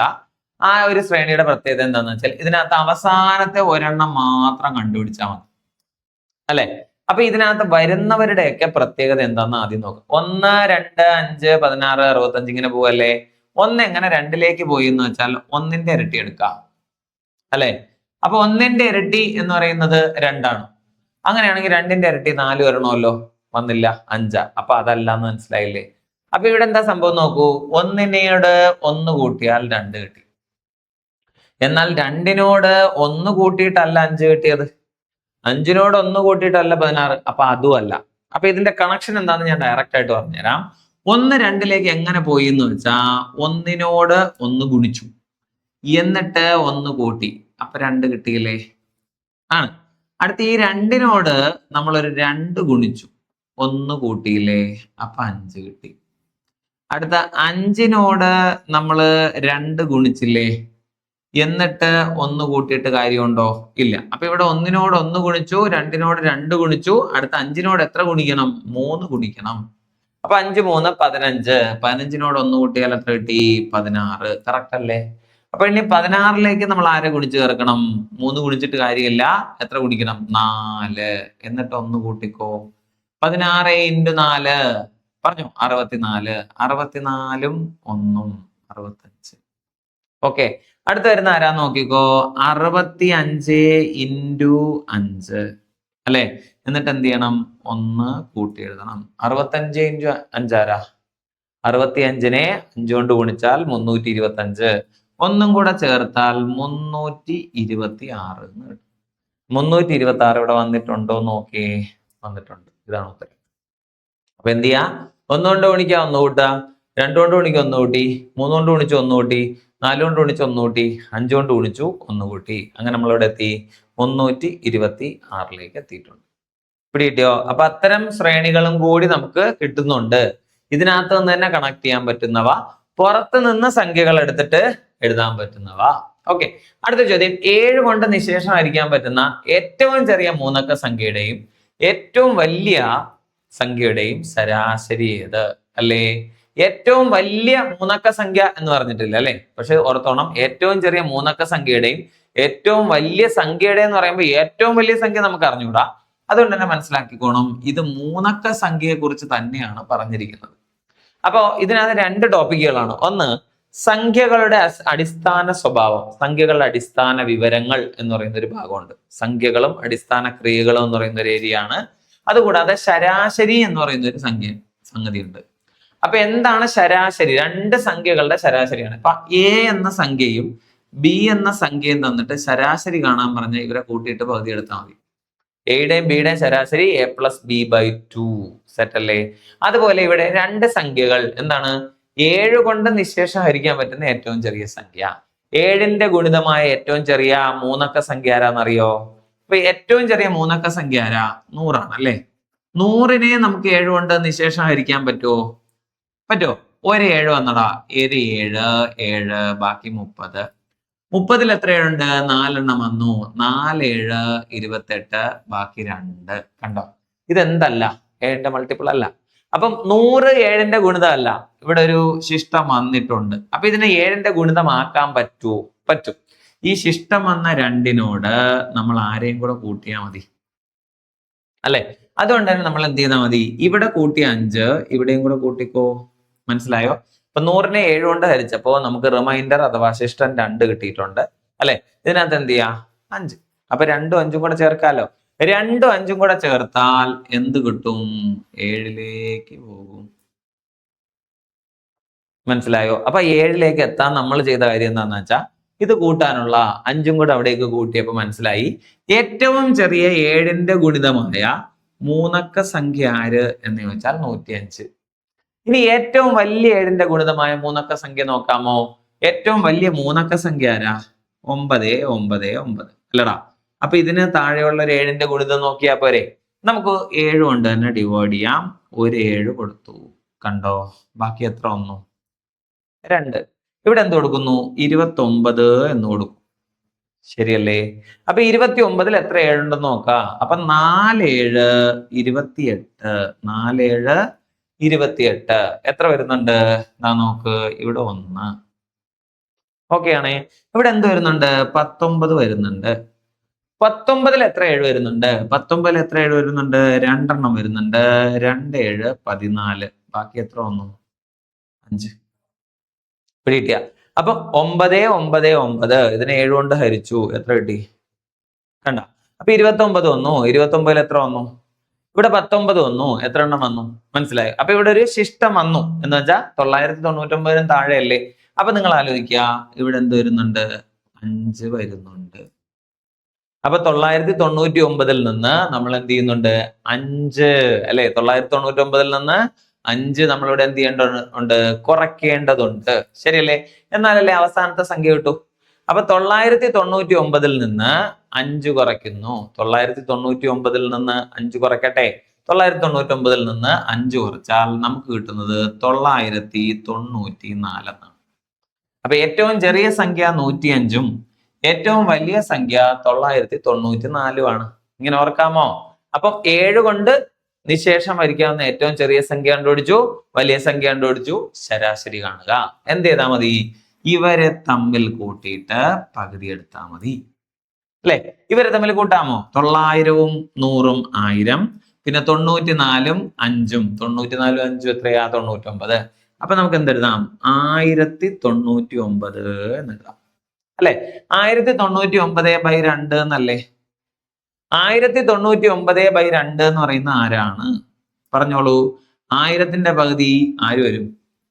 500 വരും. 99ന്റെ പകുതി ആര് വരും? 98ന്റെ പകുതി 49 അല്ലേ? അപ്പൊ 99ന്റെ പകുതി ആരാ? 48.5. അപ്പൊ 548.5 എന്ന് എഴുതിയിട്ട് കാര്യമുണ്ടോ? ഇല്ല. 99ന്റെ പകുതി, 100ന്റെ പകുതി തന്നെ എത്രയാണ്? 50 ആണ്. അപ്പൊ 99ന്റെ പകുതി എടുക്കുമ്പോൾ ഒരു അരയുടെ കുറവേ വരുള്ളൂ. എത്ര കിട്ടും? 549.5 എന്ന് കിട്ടും. ഇത്രേ ഉള്ളടാ. ഓക്കെ ആണേ? ഇപ്പൊ വേറെ ഒന്നുമില്ല. ശരാശരി കാണാൻ പറഞ്ഞാൽ ഇത്രേ ഉള്ളൂ. തുകയെ എണ്ണം കൊണ്ട് ഹരിക്കുക എന്നാണ്. ഇവിടെ 2 പേരാണുള്ളത്. ഏറ്റവും ചെറിയ സംഖ്യയായ 105ഉം ഏറ്റവും വലിയ സംഖ്യയായ 994ഉം. ഇവരെ കൂട്ടി എഴുതിയ ശേഷം പകുതി എടുക്കുക എന്നുള്ളതാണ്. ഇവരെ കൂട്ടി എഴുതുമ്പോൾ നമുക്ക് എത്ര കിട്ടും? 1099 എന്ന് കിട്ടും. ബൈ 2 കൊടുക്കാം. 1099ന്റെ പകുതി എടുത്തോളൂ. 1099ന്റെ പകുതി എന്താ? 1000ന്റെ പകുതി 500. 99ന്റെ പകുതി ആരാ? 49.5. അപ്പൊ 549.5 ഇങ്ങനെ എടുക്കാം. സെറ്റായോ? ഓക്കെ ആണോ? നല്ല ചോദ്യമല്ലേ? ഇനി എല്ലാവർക്കും പേടിയുള്ള ഒരു ഏരിയയിൽ നിന്നുള്ള ചോദ്യമാണേ. 49 centimetre into 33 centimetre into 24 centimetre അളവുകളുള്ള ഒരു ചതുരക്കട്ട എന്ന് വെച്ചാൽ സിമ്പിൾ ആയിട്ട് ആലോചിക്കും. ഒരു തീപ്പെട്ടിയാണെന്ന് വിചാരിക്കും. നീളം, വീതി, ഉയരം. നീളം, വീതി, ഉയരം. നീളം, വീതി, ഉയരം. 3 അളവുകളാണ്. 49, 33, 24. ഇവര് തമ്മിൽ ഗുണിച്ചാൽ എന്ത് കിട്ടും? എന്തായാലും അവിടുത്തെ എന്ത് കിട്ടും? വ്യാപ്തം അഥവാ വോളിയം എന്ന് പറയുന്ന സംഗതി കിട്ടും അല്ലെ? ഈ ചതുരക്കട്ടയുടെ രൂപത്തിൽ നിന്നും ഒരു ഖര ഇരുമ്പ് കഷ്ണം രൂപപ്പെടുത്തി ഒരു ഗോളം നിർമ്മിച്ചു. ഗോളം എന്ന് വെച്ചാൽ അറിയാലോ, സ്ഫിയർ. ഇത് നിർമ്മിച്ചാൽ ഗോളത്തിന്റെ ആരം എത്ര എന്നാണ്. അപ്പൊ നമുക്ക് എല്ലാവർക്കും അറിയാം, ഒരു ഷേപ്പിൽ നിന്ന് മറ്റൊരു ഷേപ്പിലേക്ക് കണ്ടന്റിനെ മാറ്റിയാൽ അല്ലെ, ഒരു പ്രത്യേക സംഭവം ഉരുക്കി നമ്മൾ മറ്റൊരു ഷേപ്പിലേക്ക് മാറ്റി എന്ന് വെച്ചിട്ട് എന്ത് മാറുന്നില്ല? അതിന്റെ വോളിയം അഥവാ വ്യാപ്തം മാറുന്നില്ല. അപ്പൊ ഇതിന്റെ വ്യാപ്തം എങ്ങനെ കണ്ടെത്താം അല്ലെ? ഈ ഒരു ബോക്സിന്റെ വ്യാപ്തം എന്ന് വെച്ചാൽ എന്താണെന്നറിയോ? നീളം ഗുണം വീതി ഗുണം ഉയരം എന്നാണ് അല്ലെ? എന്നാൽ ഇത് ഉരുക്കി നമ്മളൊരു ഗോളത്തിലേക്കാണ് മാറ്റിയിരിക്കുന്നത്. അപ്പൊ ഗോളത്തിന്റെ വ്യാപ്തം എന്താന്ന് മനസ്സിലാക്കിക്കോണം. അത് 4/3 πr³ എന്നാണ്. ഇവരുടെ ഇക്വേഷൻസിനെ കുറിച്ച് ഒരു ധാരണ ഉണ്ടെങ്കിൽ മാത്രമേ ഇവിടെ നമുക്ക് സ്കോർ ചെയ്യാൻ പറ്റൂ. ഇവിടെ വേറെ ഒരു അഭ്യാസവും നടക്കൂല. അപ്പൊ ഇക്വേഷൻസ് കൃത്യമായ ക്രമത്തിൽ പഠിച്ചെടുക്കണം. ഓരോ ഷേപ്പിന്റെയും പേരറിഞ്ഞിരിക്കണം. ഓരോ ഷേപ്പിന്റെ അളവുകളെ കുറിച്ച് അറിഞ്ഞിരിക്കണം. ആ അളവുകൾ കൃത്യമായി എവിടെ പ്രയോജനപ്പെടുത്തണം? ഈ ഇക്വേഷൻസിലേക്ക് പ്രയോജനപ്പെടുത്തണം. എന്നാലേ ഉത്തരത്തിലേക്ക് എത്തോളൂ. അപ്പൊ അതിനെക്കുറിച്ച് നമുക്കൊരു ധാരണ ഉണ്ടാവണമെങ്കിൽ ഷേപ്സിനെ കുറിച്ച് പഠിക്കണം, അവരുടെ ഇക്വേഷൻസിനെ പഠിക്കണം, അവരുടെ അളവുകളെ കുറിച്ചും കൃത്യമായ ധാരണ ഉണ്ടായിരിക്കണം. അപ്പൊ നീളം ഗുണം വീതി ഗുണം ഉയരം ഈക്വൽ ടു 4/3 πr³ എന്നാണ്. ഓക്കെ, അപ്പൊ നീളവും വീതിയും ഉയരവും നോക്കാം. നീളവും വീതിയും ഉയരവും 49 അല്ലെ, 33 അല്ലെ, ഉയരം എന്ന് പറയുന്ന ആരാ? 24. പിടികിട്ടിയ? ഓക്കെ അല്ലേ? അപ്പൊ ഇവിടെ എന്ത് കിട്ടിയിട്ടുണ്ട്? 4/3 ഇൻറ്റു ഓക്കെ പൈ എന്ന് പറയുന്ന ആരാ? പൈ എന്ന് പറഞ്ഞാൽ 22/7 എന്നാണ്. ഓക്കെ ആണേ? ഇത് r³ എന്നാണ്, റേഡിയസിന്റെ ക്യൂബ്. നമുക്ക് എന്ത് കണ്ടുപിടിക്കണം? ഈ റേഡിയസിനെ കണ്ടുപിടിക്കണം. അപ്പം 49 into 33 into 24 equal to 4/3 into 22/7 into r³ എന്നാണ്. അപ്പൊ നമുക്ക് ഈ r³ കണ്ടുപിടിക്കണം. റേഡിയസിന്റെ ക്യൂബ് കണ്ടുപിടിക്കാൻ എന്താ മാർഗം എന്നറിയാവോ? ഈ സൈഡിലുള്ള 49 അല്ലെ, പിന്നെ ഇവിടെ ഉള്ള 33 അല്ലെ, പിന്നെ അവിടെ ഒരു 24. അപ്പുറത്തെ സൈഡിലുള്ള എല്ലാവരും ഇപ്പുറത്തേക്ക് കൊണ്ടുവരണം. ഇവിടെ 4/3 ആണുള്ളത് അല്ലടാ. ഗുണിച്ചേക്കണ സാധനം അപ്പുറത്ത് കൊണ്ടുപോകുമ്പോൾ ഹരിക്കണ്ടേ? ഹരിച്ചേക്കണം, ഗുണിക്കണം. അപ്പൊ 4/3 എന്നുള്ളത് എന്താവണം? 3/4 ആകണം. 22/7 എങ്ങനെ മാറണം? 7/22 ഇങ്ങനെ എഴുതാം. ഇത് കണ്ടിട്ട് നിങ്ങൾ പേടിച്ചു പോകരുത്, അത്ര വലിയ സംഭവമൊന്നും അല്ല. നോക്കിക്കോ എങ്ങനെയാന്ന്. ഇവിടെ ഏതെങ്കിലും നമ്പറിനെ 4ലോട്ട് ഡിവൈഡ് ചെയ്യാൻ പറ്റുമോ അല്ലെ? ഇപ്പൊ 24നെ നമുക്ക് 4 കൊണ്ട് ഡിവൈഡ് ചെയ്യാം. എത്ര കിട്ടും? 6 എന്ന് കിട്ടും. കുഴപ്പമില്ലല്ലോ. അത് കഴിഞ്ഞ് ഇവിടെ നോക്കുമ്പോ ഇവിടെ ഒരു 33 ഉണ്ട്, ഇവിടെ ഒരു 22 ഉണ്ട്. രണ്ടിലും 11 ഉണ്ടല്ലോ. അപ്പൊ ഇവിടെ എന്ത് കൊടുക്കാം? ഇവിടെ 2 സ്ഥലത്തും 11 ഉള്ളതുകൊണ്ട് തന്നെ ഇവിടെ എന്ത് കൊടുക്കാം? ഇവിടെ ഒരു 3 കൊടുക്കാം. ഇവിടെ എന്തായാലും 2 വരും അല്ലെ? ഓക്കെ, ഈ 2നെ ഇവിടുത്തെ 6 എന്ത് ചെയ്യുക? കട്ട് ചെയ്യുക. അപ്പൊ എന്ത് കിട്ടി? 3 എന്ന് കിട്ടി. സത്യം പറഞ്ഞാൽ ഇനി നോക്ക്, ഇവിടെയുള്ള സംഖ്യകൾ ആരും നോക്ക്. ആർ ക്യൂബ് ഈക്വൽ ടു ആരൊക്കെയുണ്ട്? 49 എന്ന് വെച്ചാൽ ആരാ? 7 × 7. ഇവിടെ ഒരു 7 കൂടെ ഇല്ലേ? ആ 7നെയും കൂടെ ഞാൻ ഇവിടെ എടുത്തു. പിന്നെ നോക്കുമ്പോൾ ബാക്കി എത്ര 3 ഉണ്ടെന്ന് നോക്കിയേ. 1, 2, 3. അപ്പൊ ഇത് 3 × 3 × അപ്പൊ ആർ ക്യൂബ് എന്ന് വെച്ചാൽ 7 × 7 × 7, 3 × 3 × 3. അപ്പൊ ആരാണ്? റേഡിയസ് ആരാണെന്ന് വെച്ചാൽ ഈ 7ന്റെ ക്യൂബിൽ നിന്ന് 7നെ എടുക്കുക, 3ന്റെ ക്യൂബിൽ നിന്ന് 3നെ എടുക്കുക. കണ്ടോ? അപ്പൊ 7 × 3 എന്ന് എടുക്കുക. 7 × 3 ആരാ? 21. കണ്ടോ? ഇങ്ങനെ നമുക്ക് ഉത്തരത്തിലേക്ക് എത്തിച്ചേരാം. ഇത് കണ്ടിട്ട് പേടിച്ചു പോകരുത്. ഇതുപോലെ ജോമെട്രിയുടെ ഭാഗത്തുനിന്ന്, അതിപ്പോ അതിനകത്ത് 3Dയും വരാറുണ്ട്, 2Dയും വരാറുണ്ട്, പലതരത്തിലുള്ള ഷേപ്സ് ഒക്കെ വരാറുണ്ട്. ഇവിടെയൊക്കെ നമ്മൾ ഈ ഷേപ്സ് കണ്ടിട്ട് പേടിച്ചു പോവുക, ഇക്വേഷൻ അറിയാതെ വിഷമിക്കുക, അങ്ങനത്തെ ഒരുപാട് പ്രശ്നങ്ങൾ വരാറുണ്ട്. അപ്പൊ അത്തരം ചോദ്യങ്ങളെ അല്ലെങ്കിൽ അത്തരം ടോപ്പിക്കുകളെയൊക്കെ എങ്ങനെ നമുക്ക് സിമ്പിൾ ആയിട്ട് സോൾവ് ചെയ്യാം, അവയെ നമുക്ക് എങ്ങനെ കൃത്യമായി ക്രമത്തിൽ പഠിച്ചു വെക്കാം, അവരുടെയൊക്കെ ഷേപ്സ് വന്നു കഴിഞ്ഞാൽ മറ്റുള്ളവർക്ക് മുമ്പേ തന്നെ നമുക്ക് എങ്ങനെ ഉത്തരത്തിലേക്ക് എത്താം, അത്തരം കാര്യങ്ങളൊക്കെ നമ്മൾ വർക്കൗട്ടിലൂടെ എന്ത് ചെയ്യുന്നുണ്ട്? പഠിക്കുന്നുണ്ട്.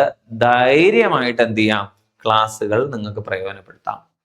ഓക്കെ, അപ്പൊ നമ്മുടെ MEM സീരീസിൽ നമ്മൾ ഈ പറയുന്ന പോലെ നിങ്ങൾക്ക് പരീക്ഷയ്ക്ക് ആവശ്യമായിട്ടുള്ള എന്ത് ചെയ്യുന്നുണ്ട്? എല്ലാ ഏരിയാസും കൃത്യമായി കവർ ചെയ്യുന്നുണ്ട്. അത് കൃത്യമായി റിവിഷൻ ചെയ്യേണ്ടത് എങ്ങനെയെന്ന് പഠിപ്പിക്കുന്നുണ്ട്. പരമാവധി മുൻകാല ചോദ്യങ്ങൾ വർക്കൗട്ട് ചെയ്യുന്നുണ്ട്. ക്വസ്റ്റ്യൻ പേപ്പർ ആയിട്ട് തന്നെ പരീക്ഷകൾ നടത്തുന്നുണ്ട്. ഇത്തരം കാര്യങ്ങളെല്ലാം നമ്മൾ അവിടെ കൃത്യമായി ചെയ്യുന്നുണ്ട്. അത് പ്രയോജനപ്പെടുത്താൻ തയ്യാറാവുക, കൃത്യമായി പ്രയോജനപ്പെടുത്തുക. ഒരു പാറ്റേൺ, നമുക്ക് എക്സാം എഴുതുന്നതിന് പുതിയൊരു പാറ്റേൺ അല്ലെങ്കിൽ നമുക്ക് എന്ത് ചെയ്യണം? ഒരു സ്ട്രാറ്റജി ക്രിയേറ്റ് ചെയ്ത് എക്സാമിനെ സമീപിക്കുക. നമുക്ക് നമ്മുടേതായിട്ടുള്ള സ്ട്രാറ്റജി കാലോചിതമായി രൂപപ്പെടുത്താൻ പറ്റുമെങ്കിൽ അതിനപ്പുറം ഒന്നുമില്ല എന്ന സത്യം തിരിച്ചറിയുക. അപ്പൊ ആ സ്ട്രാറ്റജിയുടെ ഒന്നാമത്തെ ചുവടായിട്ട് നമ്മുടെ MEM സീരീസ് മാറട്ടെ.